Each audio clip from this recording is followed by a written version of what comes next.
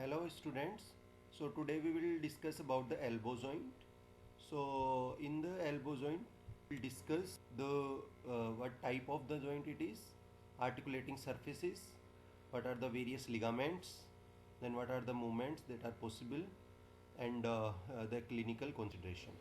So the elbow joint, it is a compound joint, and why it is compound? Because it is articulated more than the two bones.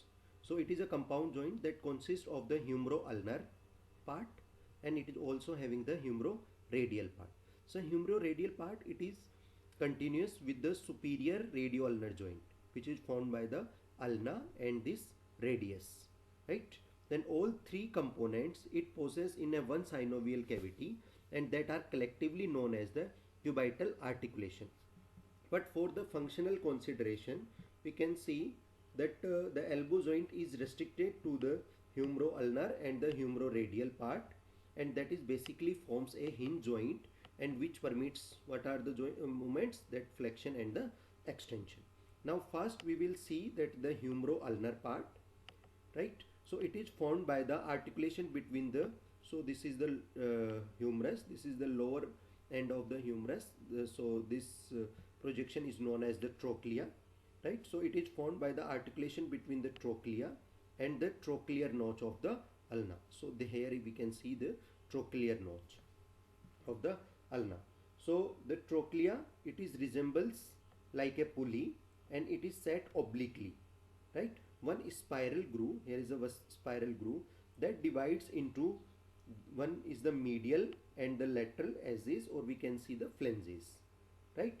So the anteriorly, the medial flange is more broad, and it is projecting medial as lies about 6 millimeter below to the lateral as is, right? So as a result, the humero-ulnar joint of this hinge variety, but the plane of the joint slopes downwards and medially about 2 centimeter distal to the your intercondylar line, right? So this is forms this is something specific about the trochlea, right? So there are two non-articular surfaces also, we can see the fossa, non-articular fossa. One is on the anterior aspect, on the front we can see the coronoid fossa, and one is on the behind, that is we can see the olecranon fossa, right? So here next slide we can also see on the anterior aspect there is a coronoid fossa, and this coronoid fossa is accommodate the anterior margin of the ulnar coronoid process during the flexion. And here we can see the tip of the, here we can see the tip of the olecranon process, and which occupies the olecranon fossa. Here we can see the olecranon fossa, so which occupies the olecranon fossa during the extension. So this is all we can see in the dissecting fig. Here we can see this is the coronoid process, right? Here we can see this is the capitulum, and this is another this is the head of the your radius. So here this joint, that is also known as the humero-radial part. So humero-radial part, that is structurally a ball and socket type of the joint, ball and socket type of the joint.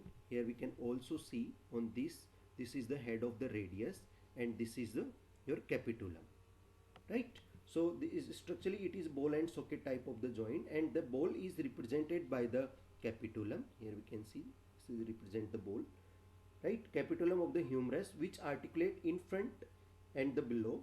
The disc like concave upper surface of head of the radius, it forms its sockets, and the radial head come in contact with the lower surface of capitulum in extension and rotate on its anterior surface during the flexion. So what happened in the full flexion, peripheral rim of the head loses in a depression, and that is the radial fossa above to the capitulum, we can see, right? So what are the different ligaments? So first we will see this capsule. So here we can see the capsular ligament, the fibrous capsule which envelopes, here we can see the here margins of the fibrous capsule. So fibrous capsule envelops the joint completely. It's a thin in front and behind to the behind, and it permits flexion and the extension. So we can see the proximally the fibrous capsule is attached to the lower end of the humerus in the continuous line which exclude the two epicondyles.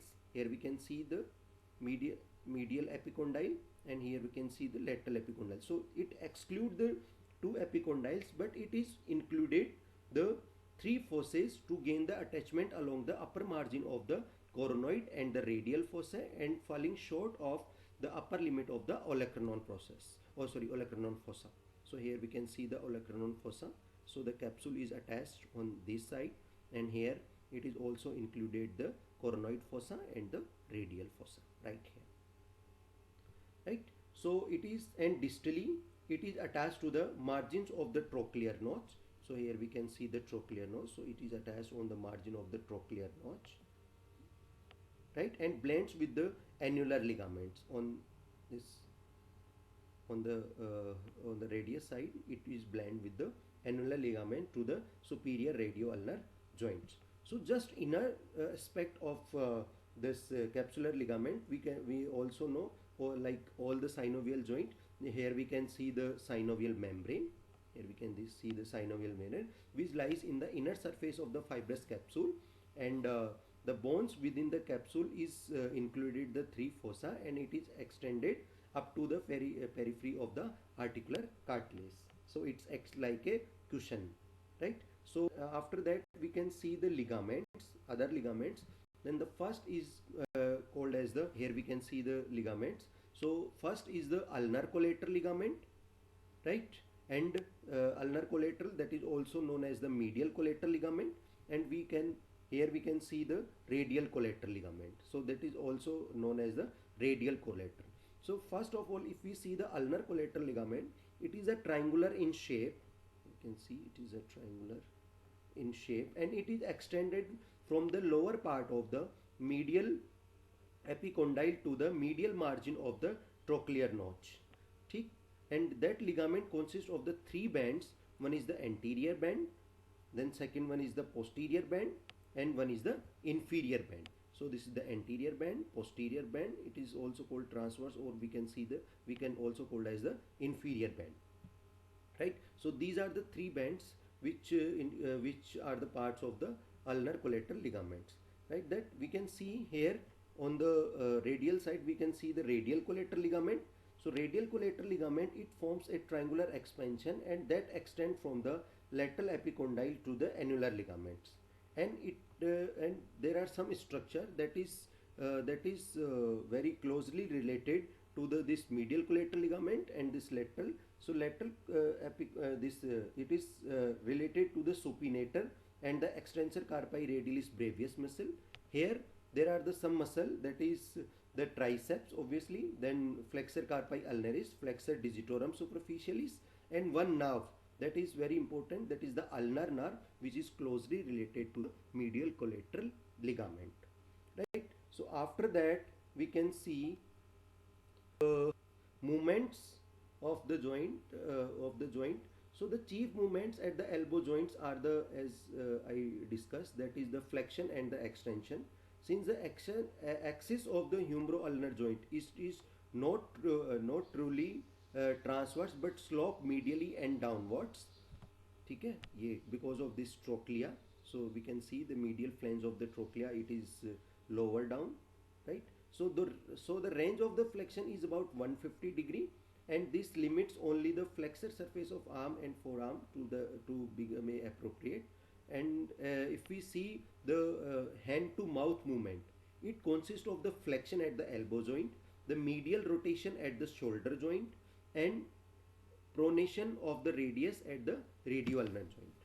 And if we see in the extension, here we can see the extension of elbow is reaches when the arm and the forearm assumes a straight line. The extension makes the joint is close packed, and it is limited by a tension of anterior part of capsule and muscles in front of elbow joint, along with the accommodation of tip of the olecranon into the olecranon fossa obviously. So that is into the extension, right? Now third, if we see when the elbow is fully extended, the extended and the forearm is supinated, the arm and forearm is forms an obtuse angle, right, which is open on the lateral side, and this is known as the carrying angle, and which assumes to be like 163 degree के around इसको बोलते हैं, ठीक है. So that is the ulnar border of the forearm does not come in close contact with the lateral surface of the thigh, and this facilitate to the carry a heavy object like heavy object if we grasp by the hand. This carry angle, it varies considerably in different individuals, but it does not show much difference between the males and the females, right? So there are the muscles that produce the flexion and the extension. So we can see here in the flexion we can see the brachialis, bicep brachii, and the brachioradialis. These are the chief flexor muscles. And so in between them, there brachialis is the chief flexor, right? And in the extension we can see the triceps and coneus, and which is also assisted by the gravity, right? So these are the muscles that produce the movements, right? So see the clinical application to the elbow joint. So in the clinical application we can see the supracondylar fractures of the humerus. It is more common into the children's, and usually occurs due to the fall on out stressed hand, right? So it sometime it accumulate into the phenomena like Walkman's ischemic contracture, right? Then second is the dislocations of the elbow, which occurs mostly into the adults. The joint dislocated posteriorly, and it's occasionally associated with the fracture of the coronoid process, right? And we can also see that is the some cubitus valgus. So this is the injury of the epiphyseal of lateral epicondyle, produce the increase in the lateral deviation of the forearm, and which if this decrease the carrying angle, which known as the cubitus valgus, right? So and right, and this is all about this. So now we can see the radio-ulnar joint. So if we see the radio-ulnar joints, the radius and ulna are united by the three radio-ulnar joints. That is the superior radio-ulnar joint, right? The inferior radio-ulnar joint, right? And the medial radio-ulnar joint. So the superior and inferior are the synovial. So this one and this one is the synovial, and the middle radio-ulnar joint, it is connecting the shaft of radius and ulna by a membrane that is known as the interosseous membrane, and this is the syndesmosis type of the fibrous joint. So if we see the superior radio-ulnar joint, it is a pivot joint which is between the strip of the articular circumference of the head of the radius and a osseo, here we can see it is a osseo-fibrous ring which is formed by the radial notch of ulna and the annular ligament. So the radius head is rotated within the ring. 1/5 of the ring, which is this osseo, we can see the 1/5 तो जो है वो bony है, and 4/5 जो है वो इसकी क्या है, fibrous है, right? So we can see the annular ligament. Here we can see it keeps the radial head into the position, right? And it's attached by the two ends of the on the radial notch of the ulna, right? So the annular ligament, it continues above with the fibrous capsule of the elbow joint, and a few fibers from its distal border forms a thin quadrate ligament which covers the synovial membrane reflected on the radial neck, right? So along the area of the contact of the head of the radius and the annular ligament is covered internally by a cartilage, right? So if we see in the middle, so the middle radio-ulnar joint, it connects the shaft of the radius and ulna by the syndesmosis, and which consists of the two parts. One is this cord that is known as the oblique cord, and it is a thin fibrous band on the deep head of the supinator, and it is extended downwards laterally at the right angle to the fibrous of the interosseous membrane, right? And second one is this interosseous membrane. It is a broad fibrous sheet extending in between the interosseous border of the radius and the ulna, right? So here we can also see on the anterior aspect that the anterior introitious vessels and nerve, and on the posterior aspect there are the posterior introitious vessels, right? So after that we can see the inferior radioulnar joint. So this is the inferior radioulnar joint. It is a uniaxial pivot joint which is contributed by the articular surface of head of the ulna and concave ulnar notch of the radius. So both bones are enclosed in a articular capsule and it is connected below by a articular disc. So the fibrous capsule forms a loose envelope around the elbow joint, and that is the underlying synovial membrane projects upwards, and that is known as the resiquus succiformis for a variable distance between the pronator quadratus and the introitious membrane. So we can also see this is the annular ligament and this is the joint. We can also see this is the annular ring which is attached by the two heads. So this is about the radioulnar joint. So, and what are the movements? So radioulnar joint permits the movements of the pronation and supination of the forearm, and in the anatomical position the palm is directed in front and the forearm is the supinated. Here we can see.